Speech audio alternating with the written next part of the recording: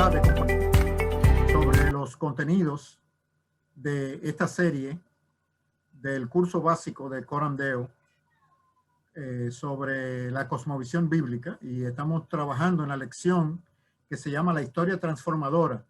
Estamos en la segunda sección y, como siempre, vamos a ponerlo en la mano del Señor y luego abordar el contenido que tenemos para hoy.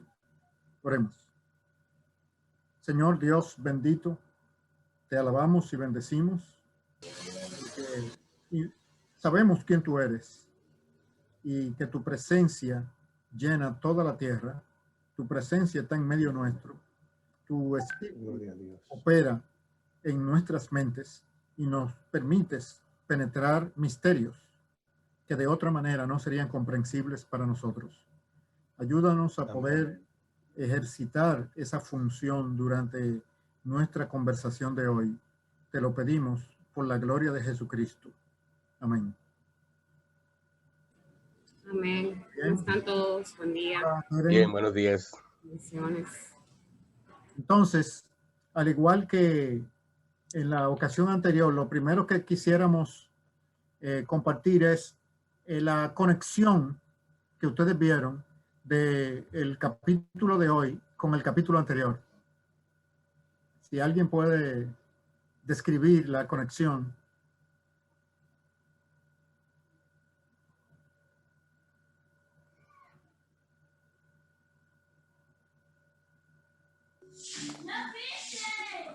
Vamos a dejar a Leandro. Leandro, ¿usted no abrió el micrófono para hablar? No, señor, pero yo puedo.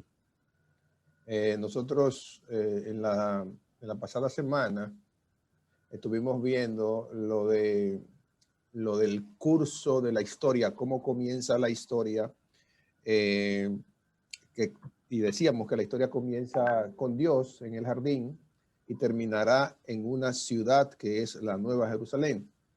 Ahora, esa historia tiene un quiebre momentáneo, si se quiere, que no es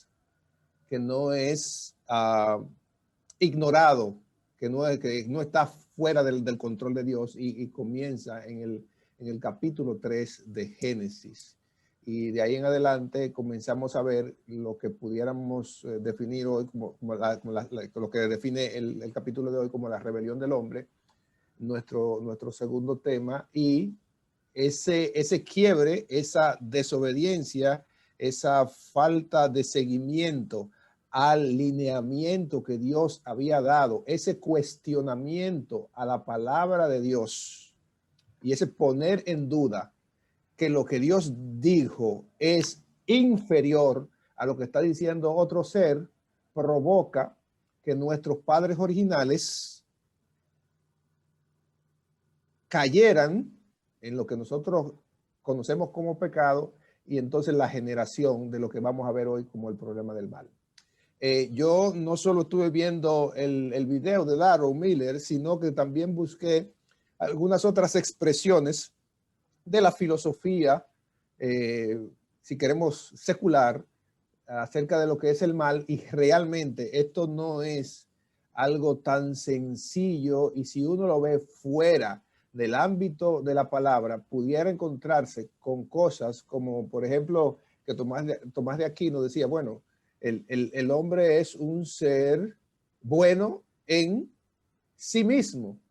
O sea, y es una contradicción con lo que dice la palabra de Dios. Por ende, el mal pertenece al no ser. Es una cuestión filosófica, pero viendo todas esas cosas también me da la fuerza para decir y ver lo mismo que decíamos la semana pasada, de que cuando nosotros salimos del ámbito bíblico, cuando nosotros oímos voces fuera de la palabra, nosotros vamos a estar un poquito fuera de la realidad, y vamos a seguir viendo a través de la televisión y no a través de la ventana, como decía Luis la semana pasada. Y por eso decimos que la corrección a un niño con una varita es maldad, o está mal, y el niño se va a frustrar.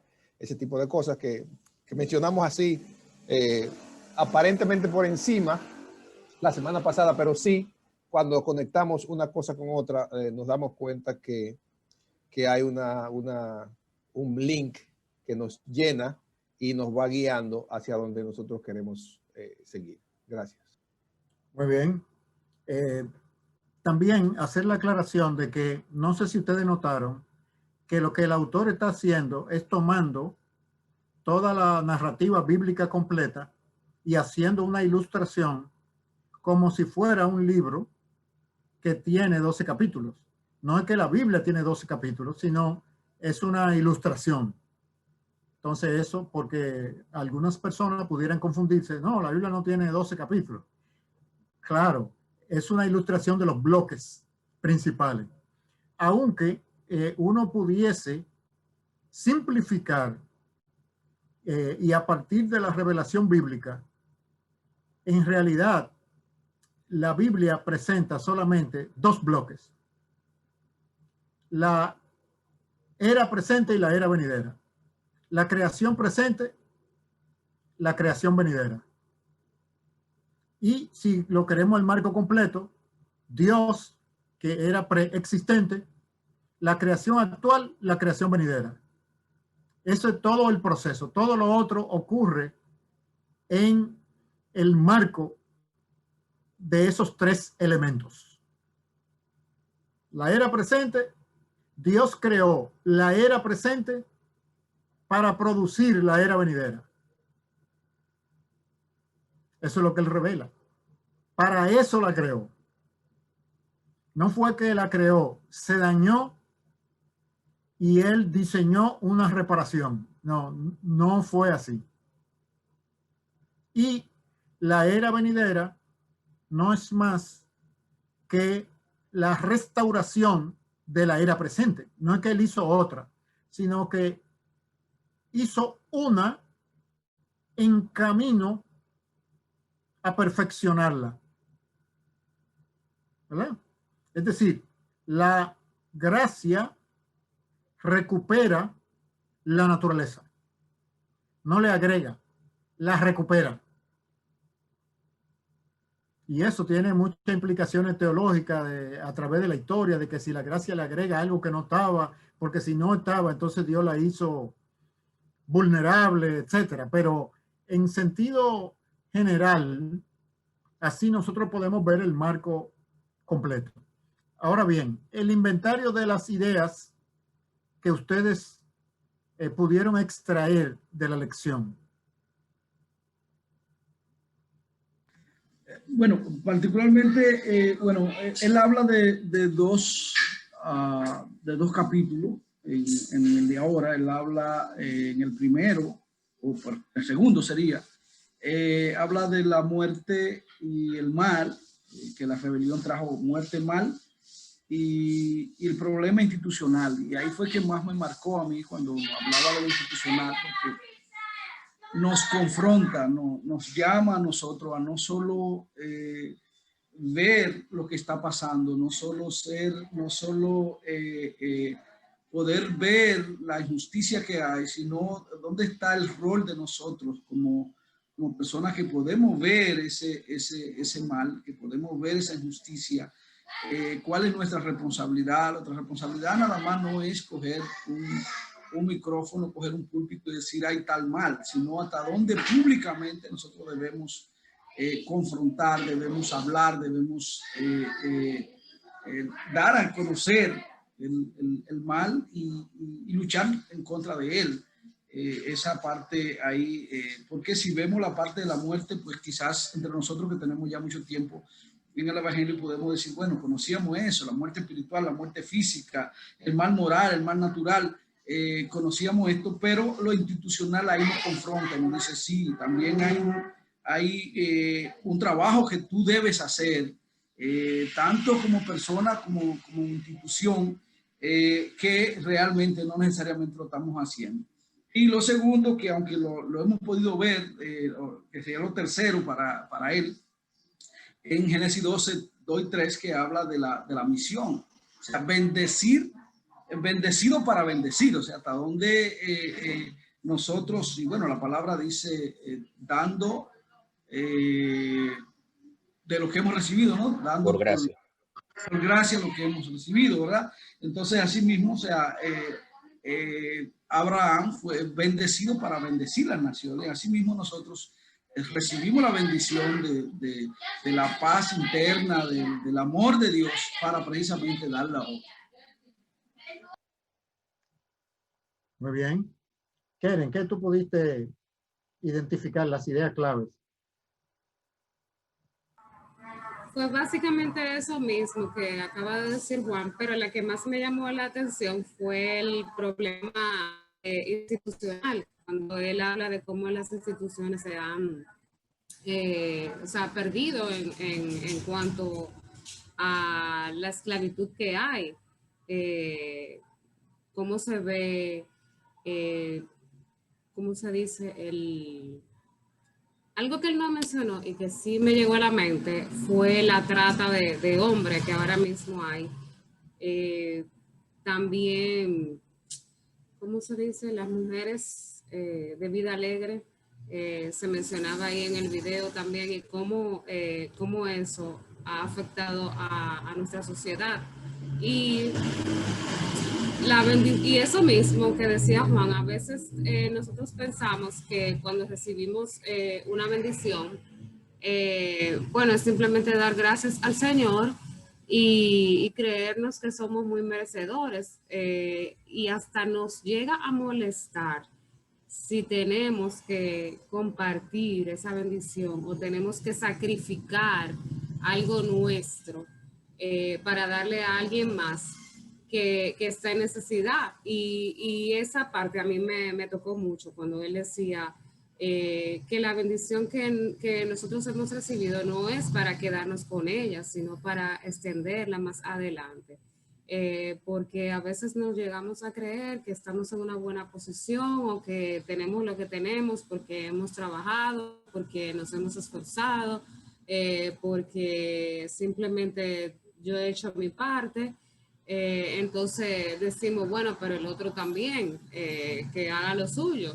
Entonces, no es así como un hijo de Dios debe de tomar la bendición que ha recibido. De verdad que no somos merecedores, ni tampoco, o sea, fue que somos mejores porque estamos en una posición determinada o porque hemos sido bendecidos con algo mejor que otros. No es porque nosotros somos mejores, sino porque significa que esa bendición es para extenderla. Entonces yo pensaba en eso, yo pensaba cuáles de las cosas que ahora mismo yo estoy recibiendo en mi vida, cómo yo puedo extenderlas, y no solamente a nivel financiero, porque si tú estás en una posición en la que tú tienes tu trabajo ahora mismo, en esta pandemia, en la que muchas personas han perdido sus empleos, quizás para mí no es difícil decir a alguien que veo necesidad o a alguien que necesita sacar de mi salario una porción y dárselo. Eso es quizás lo más sencillo. Pero cuando es invertir en cuanto a tus conocimientos, en cuanto a tu tiempo, en cuanto a alguien que tú ves en necesidad espiritual o que está totalmente perdido, ya hay como que somos un poquito más egoístas en cuanto a lo que nosotros hemos recibido, y quizá podemos decir, bueno, pero yo tengo 15 años en el Evangelio y ha sido porque yo me he esforzado en crecer, en aprender, sin ver que realmente ha sido la gracia de Dios que nos ha traído hasta aquí y que nos ha permitido tener personas a nuestro alrededor que nos han guiado y que nos han dado también de sus conocimientos. Entonces, para mí de todas esas, de todo el inventario, de todos los puntos que él trató, el que más me llamó la atención fue ese, de bendecir de ser bendecidos y bendecir, y la parte institucional, que definitivamente vemos como el poder mal utiliza los recursos para su propio beneficio. Muy bien. ¿Y tú, Denis, cuál fue tu inventario? el inventario se parece mucho, casi siempre. Y sobre todo después que uno escucha a Juan, lo que uno tiene como en inventario se reduce. Pero en Él acaba efecto, con todo. que él acaba así. Pero en efecto, el impacto que causa la parte institucional, o sea, el mal institucional es tremendo en uno. O sea, yo esos videos, siendo sincero, los veo como joyas que están ahí que uno no le hace no le hace caso. Que YouTube tiene muchas joyas, o sea, puede tener muchas cosas malas, muchas cosas negativas, pero también tiene muchas joyas. Y para mí eso es una joya de conocimiento que es tan necesario para todos. Entonces, uno es totalmente ilustrado, iluminado, cuando uno escucha estas verdades que no las tiene tan presentes. Y de hecho el tema principal, que es Corán Deo, que es lo que se quiere, de hecho, a través de los estudios, que es vivir en la presencia del Señor, se nota, o sea, desde el primer video y este que ya acabamos de ver, que el interés es precisamente ese, aprender a vivir en la presencia del Señor, sabiendo que Él está pendiente de la historia del ser humano. Y en esto del mal institucional se muestra porque Él espera, como decía Darrow, si eres un cristiano que dices profesar la fe, ser un seguidor de Jesucristo, entonces tienes un compromiso con vivir una vida de integridad y apegada a los valores que el Señor establece. No solamente hacer el bien en privado, sino también en público, que es lo que el Señor realmente espera. Me impactó mucho la parte de que Dios es un misionero, ver a Dios así como un misionero, porque Él encomienda un trabajo a Abraham y ese trabajo es bendecir a las naciones. Es decir, yo te voy a bendecir a ti, pero para que tú seas de bendición a las naciones y ver a Dios preocupado no por una nación, no por un país, sino por todas las naciones, todas esas cosas que nos impactan porque uno cree, a veces se cree muy merecido, como sí, a mí sí, al otro no, que es donde yo caigo, por ejemplo, con relación al pensamiento de mucha gente con relación a la nación vecina, que a veces nos sentimos, no, ellos allá, nosotros aquí, pero la bendición es para todos. Ese es lo que yo entiendo que el Señor quiere, que lo veamos desde ese punto de vista. Muy bien. Entonces, valoro muchísimo estos estudios, Luis. Gracias. Algo que quiero mencionar ahí, Luis, que Darrow no menciona, es el miedo por el costo que tiene la denuncia. O sea, yo me voy a enfrentar con algo probablemente mucho más grande que yo. Y cuando oía esto, pensaba en Flaquer, y pensaba en Radio Eternidad, y pensaba en el Grupo Acción Cristiana, que han sido personas que no han tenido miedo en la denuncia, en hacer las denuncias a males puntuales que son tan terribles que nosotros no le damos muchas veces el sentido de la grandeza y la profundidad de la maldad que tienen, como es la cuestión del aborto. Entonces, este tipo de denuncia sí va a caer mal, sí va a ser muy difícil y entonces nos puede enfrentar con poderes. Si nosotros, por ejemplo, trabajamos en instituciones públicas, por ejemplo, mi esposa que trabaja en una institución pública, y parte de lo que ella ve ahí causa algún mal hacia la sociedad, eso, y ella lo denuncia, pudiera tener una consecuencia. O sea, ella pudiera ser despedida o cualquiera de nosotros pudiera ser perseguido por un policía, por un político, por alguien si nosotros nos pronunciamos. Entonces, eso es algo que nosotros tenemos que ver y saber entonces a qué nos acogemos. Si nosotros vamos a seguir en la pasividad que hemos tenido en todo este tiempo o si nosotros vamos a levantar la voz en contra del mal institucional que acaba con nuestra nación. Muy bien. Hablando del mal institucional, debemos entender que el mal ha impactado todas las áreas de la creación. Impacta toda la creación, todas las esferas sociales, todas las instituciones, incluyendo a la iglesia. La iglesia cristiana está evangélica y católica, participa de la caída y participa del mal institucional. Y nosotros lo sabemos.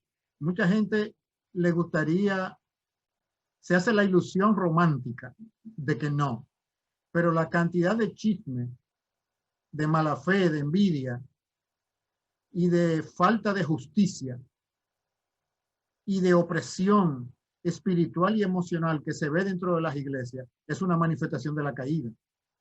Entonces, la caída ha penetrado todas las esferas de la creación y todas las instituciones. O sea que cuando hablamos del mal institucional también hay que incluir ahí a la iglesia. Hay una proporción del mal institucional en todas las instituciones. Lo segundo es que las instituciones de la sociedad, la familia, la escuela, la iglesia, los deportes, los medios de comunicación, los negocios, el gobierno civil, fueron creados por Dios para el orden necesario para que la redención, primero, para que la creación desarrolle su potencial y para que la redención se aplique dentro de la creación caída. Entonces, el diseño de las instituciones es de parte de Dios. La caída las ha permeado. Pero ¿qué pasa? Dentro de esa caída están las huestes espirituales de maldad, que son los que soplan la brasa dentro del fogón. Es decir, las huestes espirituales de maldad, los demonios y Satanás, no crearon el anafe, no crearon el carbón, no lo prendieron, pero soplan, ¿verdad? Ustedes recuerdan sobre todo los anafes de hierro que tienen carbón y tenían una ventanita en la base, ¿verdad? Por donde se sopla para entrarle aire, para incentivar la llama, para que el carbón se encienda más grande. Entonces, las instituciones son los receptáculos de la influencia demoníaca en la sociedad humana. Todas las instituciones, incluyendo las iglesias. Las iglesias no tienen ningún preventivo institucional. O sea, hay un preventivo genérico, pero si no se aplica, entonces ya queda vulnerable. O sea, se puede aplicar el preventivo de la palabra de Dios para limitar ese alcance de las huestes espirituales dentro de las instituciones.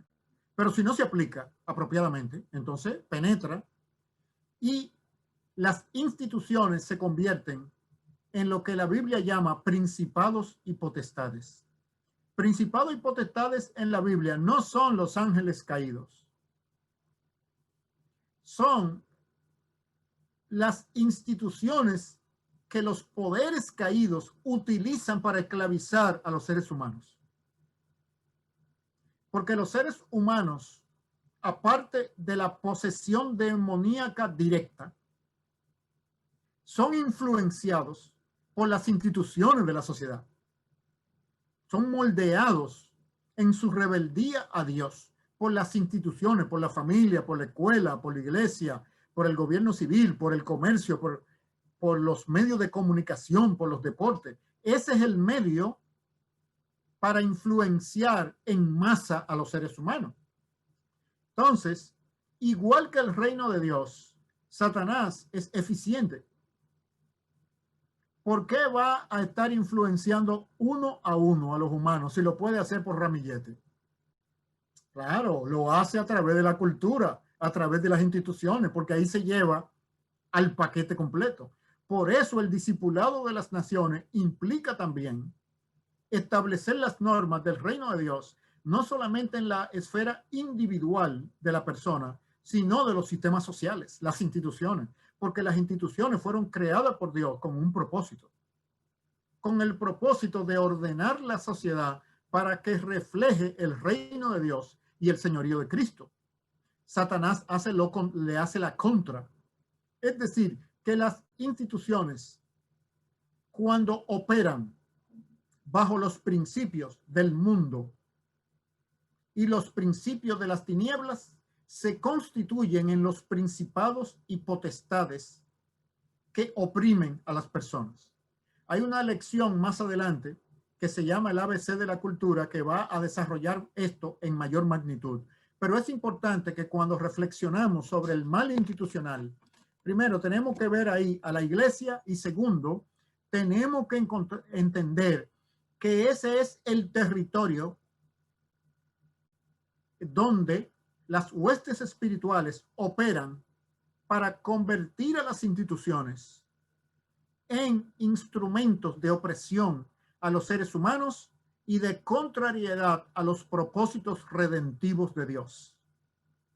Si nosotros tenemos esa claridad, entonces podemos ver y hacer nuestra contribución para frenar el mal donde quiera que Dios nos ha llamado.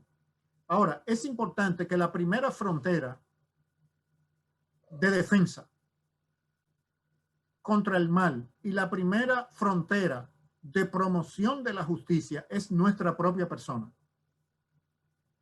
No una esfera institucional, sino nuestra propia persona primero. Nuestra conciencia, nuestra individualidad. Ese es el primer territorio y todo el mundo tiene jurisdicción ahí. Es posible que socialmente uno tenga poca jurisdicción. Una persona soltera no tiene ni siquiera la jurisdicción importante de una familia directamente bajo su responsabilidad, o tal vez tiene influencia en una familia extendida. Pero el primer activo donde hay que luchar contra el mal, contra el pecado, es a nivel de nuestra propia persona. Y por lo tanto, el desarrollar nuestras personas como el tipo de personas que son el ejemplo del reino de Dios encarnado, como discípulos de Jesucristo, como personas justas. Es decir, la individualidad, el autogobierno de la persona y de su conciencia es la primera frontera de defensa en contra del pecado y donde la justicia del reino de Dios debe establecerse. Y de ahí se proyecta al resto de las esferas sociales y de las instituciones. De nada sirve que nosotros combatamos el mal en las instituciones donde tenemos influencia si dentro de nosotros el mal está activo en una proporción que va a contaminar las instituciones donde nosotros estemos. Entonces, eso es una ficción. ¿Cómo opera el reino de Dios? Desde dentro del individuo hacia afuera. Entonces, la primera esfera de responsabilidad de la redención y por lo tanto del reino de Dios es la esfera personal. Y eso incluye el desarrollo personal integral, espiritual, emocional, mental, social y económico, físico. Es decir, una persona que no desarrolla su potencial de productividad económica es una persona que está menospreciando la capacidad instalada que Dios le ha dado para generar recursos que demuestren su provisión y a la vez sean un medio de misericordia para el que está en necesidad. Pero hay que maximizar la capacidad productiva económica. No solamente la económica, hago énfasis en la económica porque como evangélicos dualistas no tenemos ninguna duda sobre la necesidad de desarrollar la capacidad espiritual. Pero desarrollar la capacidad relacional se ha quedado muy atrás dentro del pueblo evangélico.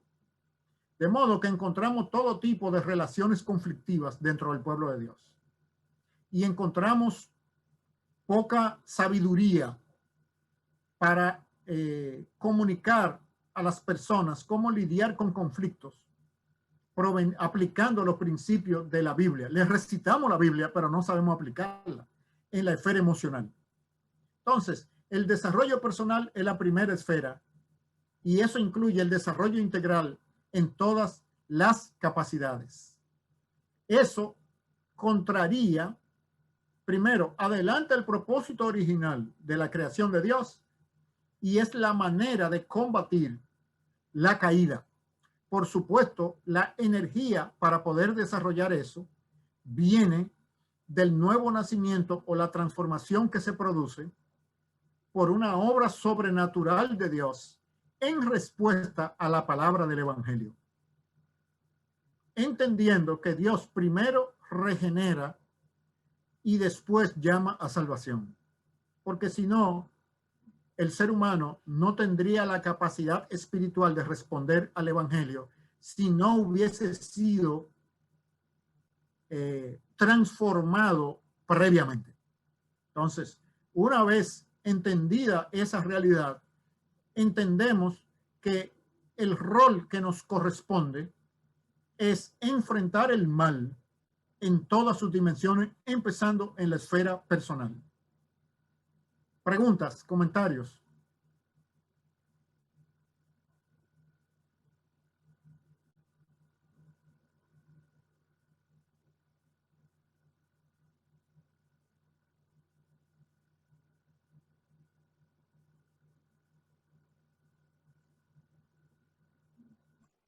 Yo estaba pensando eso mismo, Luis, porque en la parte de institucional, ese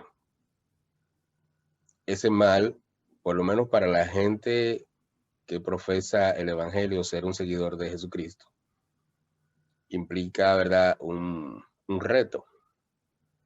Tanto como usted decía, porque es algo que se tiene que combatir primero en uno mismo, pero uno no debe quedarse solo en luchar contra uno mismo, sino que también debe ser evidente la lucha hacia lo externo. Porque cuando el mal se instituye, la lucha se hace todavía mucho más fuerte. Yo he pensado mucho en estos últimos días, he tenido en mi mente siempre a Lot. De hecho, di un mensaje a la iglesia sobre él, hablando sobre él, porque él extendió sus tiendas hasta Sodoma, como dice la Biblia, y le fue para mal. Sodoma y Gomorra fueron unas ciudades donde el mal prácticamente estaba instituido. Era legal. Era como si el mal fuera legal, que es una de las luchas que hay hoy, porque una de las luchas fuertes que enfrentamos es precisamente la legalidad del mal. O sea, cuando el mal ya viene a ser instituido como algo normal. Y eso entonces arrecia, como una frase muy famosa en estos tiempos, la lucha de uno. O sea, me llama mucho la atención porque cuando uno pierde, entonces la batalla frente a eso y que el mal ya se institucionaliza como algo legal, entonces ahí es todavía mucho más fuerte la cosa, ¿verdad que sí? Claro, pero lo que hay que recordar que las leyes son de fabricación humana y lo que un humano fabrica, otro humano Lo puede. Entonces, ¿cuál es el problema con la ley? Quitarla, adquirir el poder para quitarla y por eso se necesita una masa de personas creyentes en la sociedad, pero que sean creyentes genuinos, que por fuera sean del mismo material que son por dentro, que por fuera cuando están en la iglesia tengan por dentro el mismo material que se ve cuando están en la iglesia. Esa declaración... La integridad es fundamental. Esa declaración concuerda perfectamente con la historia también de Lot y Abraham, porque Abraham, en su conversación con Dios, el Señor le decía, si hay, aunque sea 10, no la destruye. Porque si hay 10, pues significa que hay un grupo de gente que va a estar luchando contra eso. Pero lo que hizo que el Señor destruyera fue precisamente que no había ni siquiera una masa pequeña que luchara contra ese mal. Ya.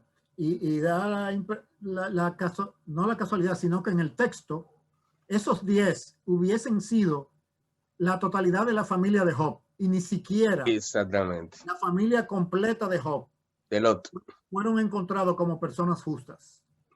Entonces, en el sentido del mal institucional, vamos a pensar en una ilustración. Vamos a pensar que nosotros creyéramos que el jugo de piña es malo. No nos gusta el jugo de piña. Entonces ya, nosotros, si somos simplemente usuarios de cafetería, cuando vamos a la cafetería, nunca pediríamos jugo de piña. Ahora bien, si nosotros somos dueños de una cafetería y creemos que el jugo de piña no es bueno para la salud de las personas, entonces no serviríamos jugo de piña. Y no le compraríamos piña a los productores de piña para hacer los jugos. Y si nosotros perteneciéramos a una asociación de dueños de cafeterías cristianos que pensamos lo mismo, entonces va a haber un segmento del mercado que no le va a comprar piña a los productores de piña. Y es muy posible que a través de esa conducta se minimizara la rentabilidad de la piña en la sociedad y los productores se dedicaran a diversificar su producción y dejaran de producir piña. Entonces, eso sería una ilustración de cómo en una sociedad los creyentes producen la transformación de esa sociedad. No es simplemente poniendo un programa de radio. Por ejemplo, habrá algunos llamados a medios de comunicación hablando de los defectos de la piña para ilustrar a la masa de por qué no deben. Eso sería un llamado. Otros en la escuela enseñarían a los niños por qué la piña es mala. En la familia los padres enseñarían de que la piña no se debe comer. Pero en la esfera pública e institucional, ya cada uno tiene que actuar el carácter del reino de Dios. Por eso decíamos en una ocasión, cuando estudiábamos Discipulando las Naciones, que el reino de Dios actúa como el comején. Ese es su método, el comején. El comején no se ve a menos que tú no abras el lugar donde él está, porque trabaja en lo oscuro, no donde le da la luz. El reino de Dios no tiene que ser público, no tiene que hacerse público.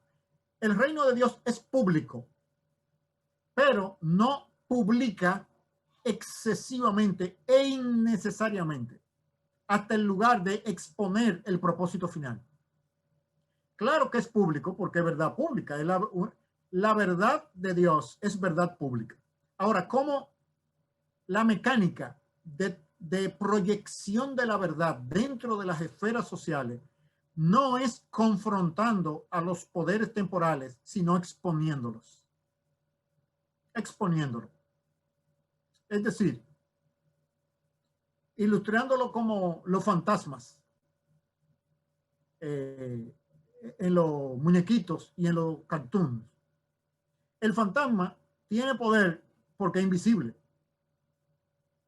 Si tú le tiras una sábana arriba y tú puedes ver dónde está el fantasma, ya, tú lo puedes atacar, te puedes defender de él. Si tú lo haces visible, ya el fantasma perdió su su capacidad de meterte miedo. Así mismo funciona el mal. El mal, cuando es expuesto, se deshace.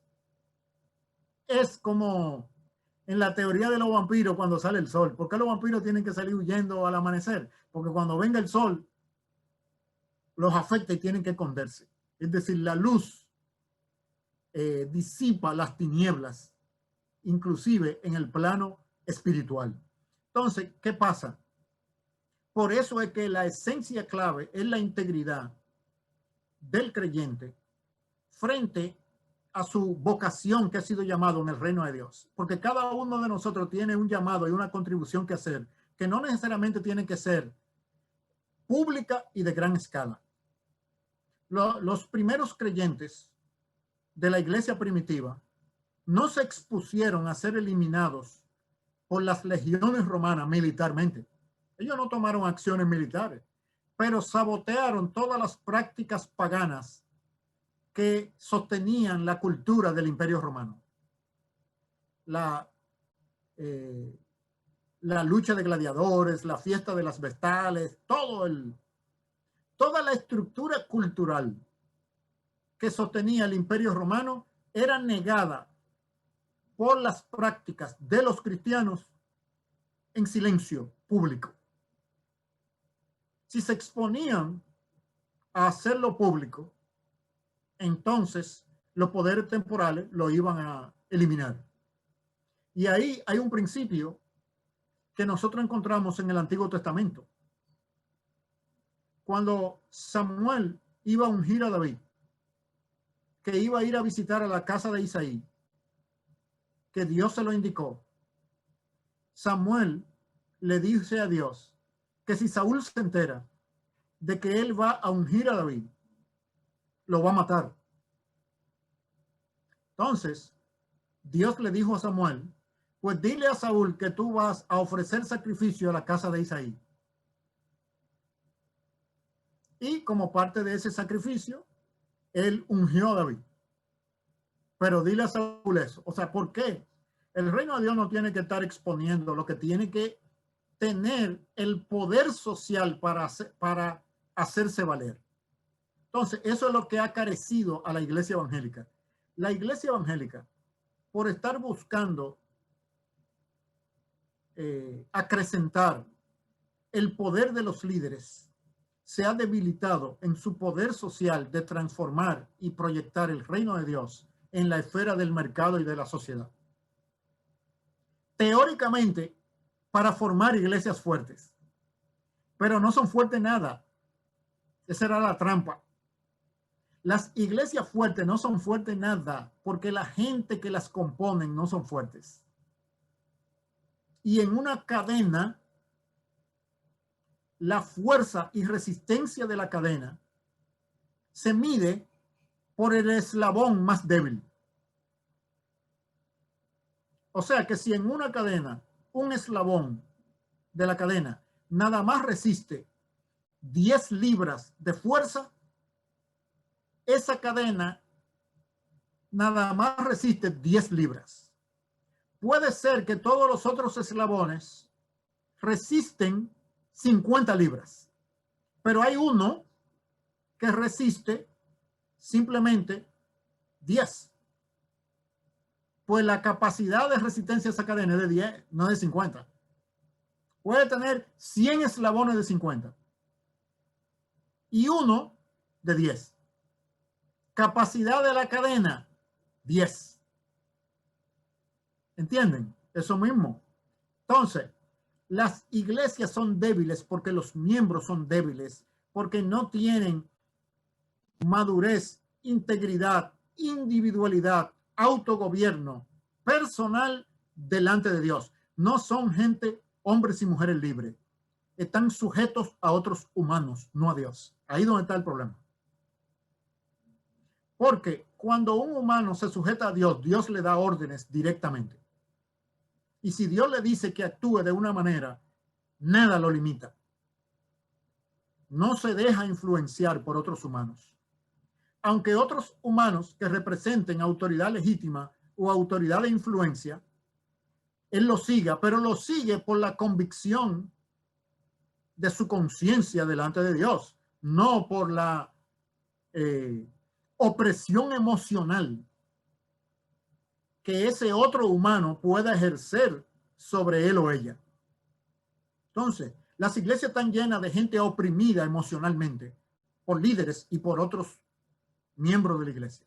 Es decir, no tienen el calibre de las 50 libras de fuerza, sino de 10, de 5, de 1. Y por eso se desmoronan ante cualquier crisis y no pueden enfrentar el pecado y el mal a nivel de los sistemas sociales básicos, empezando por la familia, luego la iglesia, la escuela, etc. Entonces, para enfrentar el mal institucional no hay que tener una posición institucional alta, porque empieza en el material del que uno está hecho adentro. Si tú eres una persona libre en Cristo, autogobernada, con un sentido bíblico de tu identidad, ya tú eres un transformador de la sociedad. Porque la primera esfera es tu propia persona y luego las influencias que tú tengas, y todo el mundo tiene algún tipo de influencia. Es la suma de influencia que hace la diferencia, no cuánta influencia pueda tener una persona. Entonces, esa idea de líderes mesiánicos, evangélicos, cristianos, en las esferas sociales, eso es una trampa, eso es una ficción, es una mentira. Los ejércitos no ganan sus batallas por sus oficiales, los ganan mayormente por los soldados, que son los que pelean. Ustedes han visto una batalla de oficiales, entre oficiales, oficiales contra oficiales. O sea, teniente, capitán y coroneles contra teniente, capitán y coroneles. ¿Dónde se ha visto eso en la historia de la humanidad? ¿Dónde? No, nunca. Eso no quiere decir que los líderes no son necesarios. Tienen una función, pero no es la función principal. En una empresa donde los gerentes son muy capaces y los trabajadores son muy incapaces, es una empresa que va a quebrar. Porque quienes producen los productos y servicios son los trabajadores, no los gerentes. Son los trabajadores. Entonces, el calibre del trabajador, el calibre de la persona individual es donde el reino de Dios se concentra. Produce individuos de alto calibre y los suelta. Sueltos, ellos hacen la diferencia. ¿Por qué? Porque no pueden tolerar el mal. No porque se lo dijeron, no porque es un mandamiento, es que ellos no son ese tipo de personas. Volviendo a la analogía del jugo de piña, si han sido discipulados en no comer piña, no hay problema con esa persona y el jugo de piña. Es que no toma jugo de piña. Está convencido personalmente que el mundo entero coma piña, pero yo no. Así es como opera el reino de Dios. Ese es el tipo de persona que el reino de Dios produce para enfrentar el mal, porque Dios así es como trabaja. Y para agregar que primero, si el mal entró en el mundo por la rebelión de los seres humanos, ¿cuál era la condición previa?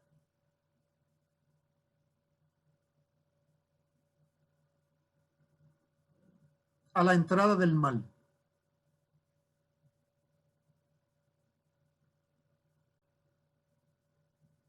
Una creación buena completamente.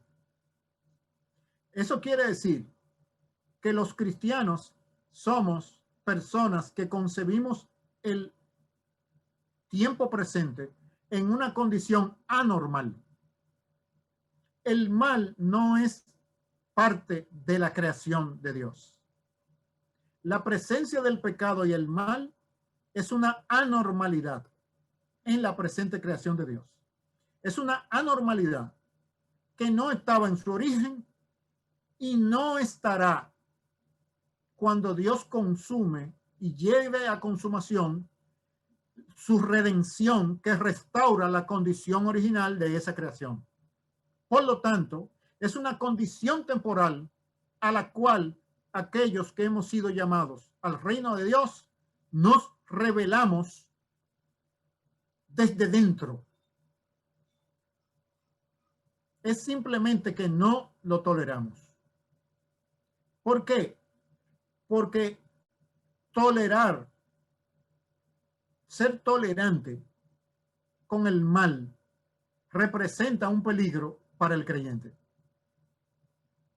Porque un humano que no vive como piensa, termina pensando como vive.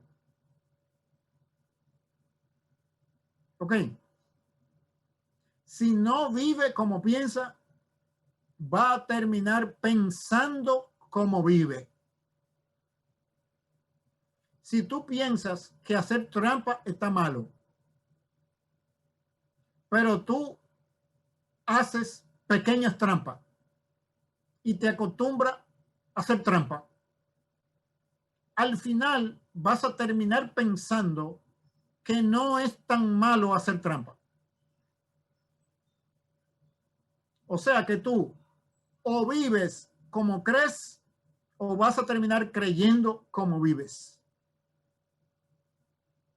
De ahí que el reino de Dios transforma la sociedad y la cultura a partir de la persona individual, concentrándose en su propio desarrollo intelectual y proyectando la transformación del reino hacia las diferentes esferas sociales, de la cual la primera es la familia, y luego tenemos la iglesia, la escuela, la economía y la cultura en general, incluyendo el gobierno civil, etc.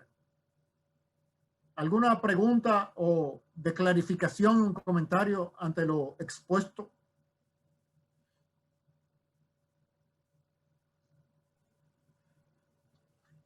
Excelente.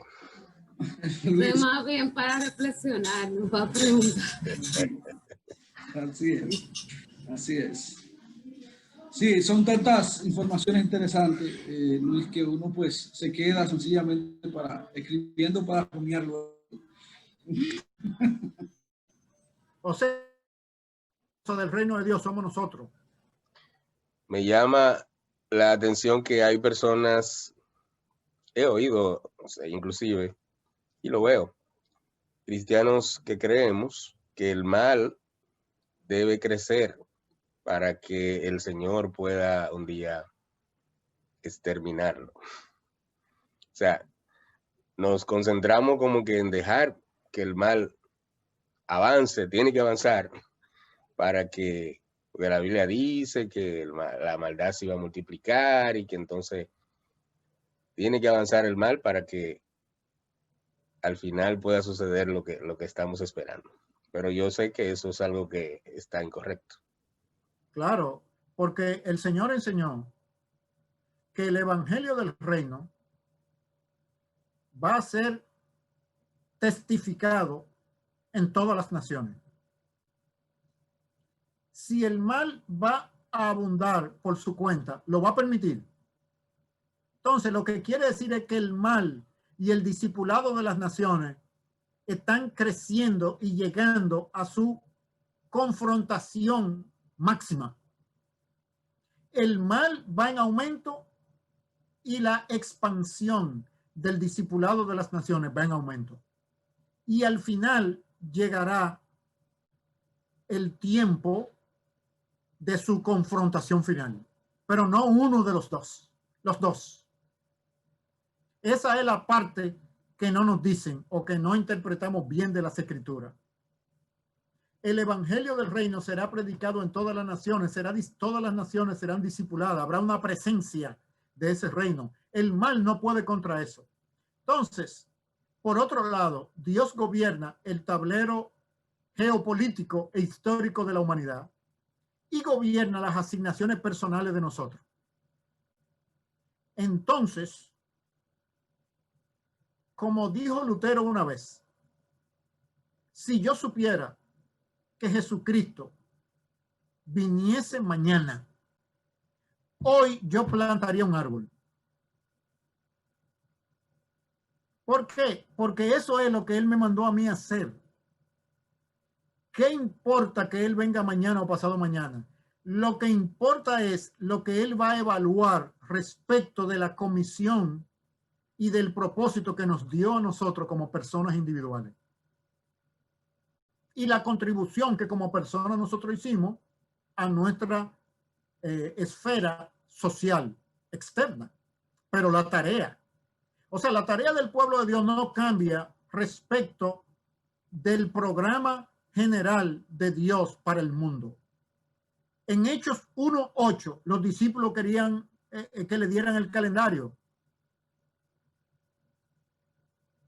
Pero, no, quédense juntos y recibiréis poder y me seréis testigos. Esa fue la orden. Restaurarás el reino de Israel en este tiempo. En otras palabras, parafraseándolo, él le dio un boche, eso a ustedes no le importa. Un bochecito. ¿Qué le interesa a ustedes la fecha? O sea, en otras palabras, a nosotros nos corresponde, como los trabajadores de una fábrica, ¿qué le importa al trabajador de una fábrica los planes de negocio que la alta gerencia está pensando, si adquirir una nueva compañía o venderla? Ajá, porque van a vender la compañía, tú no vas a hacer el trabajo por el que te están pagando. Tú eres un contador de la compañía, tú oíste que la van a vender y por eso tú no vas a hacer tu trabajo de contabilidad. A ti te pagan, no es por las estrategias de la compañía. A ti te pagan por la labor que tú haces dentro de la compañía.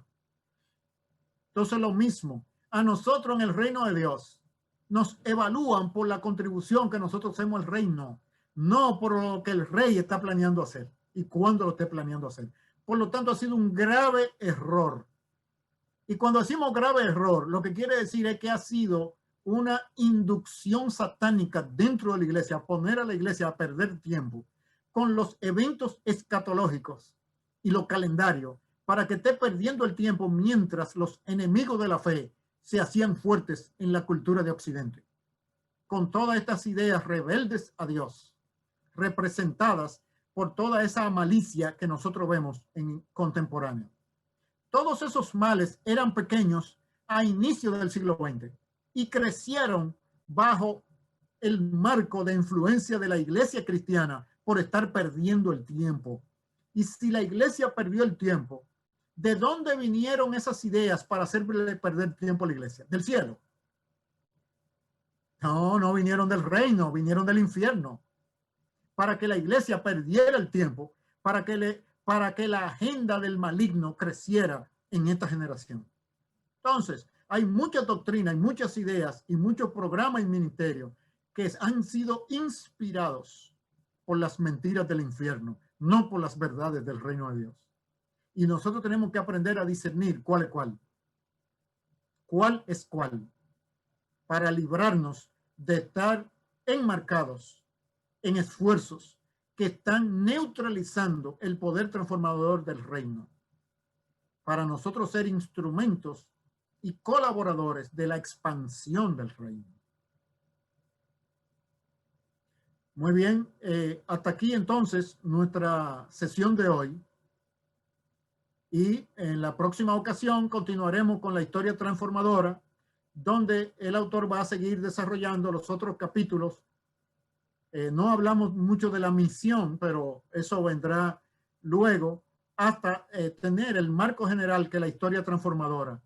Porque el punto es que la narrativa bíblica, la propuesta narrativa para entender la realidad que tiene la Biblia, tiene la capacidad de cambiar el mundo para mejorarlo, no para transformarlo totalmente, porque esa transformación es sobrenatural y está al mando del dueño del mundo. La iglesia no va a cambiar la naturaleza física ni social del mundo, pero puede aliviar la presencia del dolor y del mal, porque el reino de Dios es un bálsamo que alivia el dolor y el sufrimiento porque es el anuncio, contiene la sustancia básica de la restauración de la creación a su bondad original. Y como contiene ese ingrediente, cuando se suelta en el tiempo presente, alivia el dolor, porque tiene el principio de la curación adentro. No está completo el principio de la curación, pero como lo contiene, con razón alivia el dolor, porque tiene ese principio adentro. No puede curar el mundo, pero lo puede aliviar de una manera significativa. Muy bien, entonces hasta aquí nuestra sesión de hoy. Le damos gracias a ustedes por su participación. Gracias a usted, Don Luis. Esos videos tan geniales, a mí porque están como muy digeribles, o sea, son como muy fácil de asimilar. Está muy bien trabajado. Sí, a mí me encantan. O sea que gracias a usted por siempre ponernos adelante, como dicen. Bien, bien. Si alguno de ustedes quisiera orar para despedir nuestro tiempo. Cuando oremos, no se desconecten. Y voy a tomar una foto de grupo y es mirando a su cámara y traten de reírse un chin, no está serio. Antes de orar. Así que yo me río. Antes de orar, decirle a Luis que pronto vamos a estar, bueno, los días 3, 4 y 5 vamos a tener nuestra conferencia para directores y propietarios que comenzamos el año pasado con sus disertaciones. Ah, sí. Sí, esta vez la vamos a hacer virtual y tenemos a unos invitados, tenemos a Lester Fracker y a David Díaz y al equipo de Guatemala un día para que hablen de tecnología. Más adelante le vamos a hacer llegar la invitación, todo eso, todos los detalles. Muy bien. También hay una joven que estamos entrevistando que probablemente se integre pronto al equipo de República Dominicana. Y en la entrevista con Maconen, por ejemplo, una de las cosas que Maconen me dijo que entiende que ella debe mejorar es su parte de conocimiento de transformación cristiana y cosmovisión bíblica. Y me mencionó que debería tomar algún curso con usted. Para mí eso fue bueno porque yo dije, bueno, qué bueno que ya nosotros hemos comenzado esto. Y mi idea es entonces hacerle llegar estos videos, estos mismos que nosotros estamos elaborando, y también ponerla cuando ella entre, bueno, decirle que mire esos videos que ya nosotros hemos visto y quizás darle un libro de Discipulando las Naciones también para que empiece a leerlo. ¿Usted qué piensa de eso, Luis? Sí, no, excelente. Muy bien. Muy bien. Pues quien quiera orar. Amén, yo puedo orar.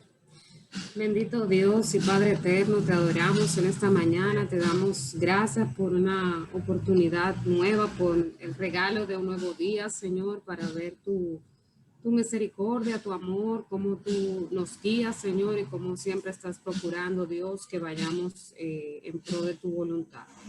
Gracias, Señor, por tu palabra, gracias, Señor, porque cada día abres nuestros ojos, nuestro entendimiento, pones en nosotros la disposición de aumentar y desarrollar nuestro conocimiento de ti, Señor, y nos das las herramientas, Señor, y pones instrumentos, oh Dios, que nos ayuden en nuestro caminar. Te pedimos, Dios, una bendición especial para Don Luis, Señor, que siempre estés guardando su mente, guardando su corazón, Señor, y que continúes usándolo, Señor, para libertad de muchos, Dios. Gracias por nuestro equipo, Señor, que siempre está procurando ser mejor, Dios, para servir a aquellos a quienes has puesto en este tiempo en nuestras manos, Dios mío. Gracias, Señor, por tu amor. Gracias, Señor, por tu cuidado, Dios. En el nombre de Jesús. Amén. Amén. Amén. Amén. Entonces vamos arriba. La Vamos a ver foto. cómo ustedes se ríen. A ver, mirando ahí su camarita. 1, 2 y... Creo que ya. Mira, bien. Keren, hay otra cosa que solicita y es como un videíto diciendo todos gracias, Chris Fenton. Esto es para un recuerdito que le están preparando a Chris Fenton por su salida. Entonces, como estamos grabando este video, a lo mejor cuando contemos 1, 2 y 3 deberíamos todos decir en español. No sé, gracias, Chris Fenton. Puede ser en español porque ellos lo sí, están porque solicitando. gracia lo entiende todo el mundo. Exacto. Entonces, Es una de las pocas palabras que todo el mundo sabe lo que es. Sí. líder, entonces usted cortaría esta parte del video para... Ajá, Okay. ajá. Okay. Sería. Ah, ok. Bien, pues entonces, Y entonces vamos 1, 2 y 3. usted mismo haga el conteo. Vamos a decir gracias, Chris, solamente. En vez de cheese, ustedes dicen gracias, Chris. Gracias, Chis. Ok, maestro, adelante. 1, 2, 3. Gracias. Gracias, Chris. Sí, quedó Excelente.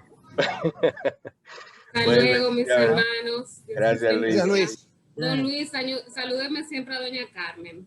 De acuerdo. Oremos por Luis, diga. señora, y su pierna, que tiene ese problema en su pierna siempre. Oremos por él, por favor. Dios. Amén. Bye. Ay.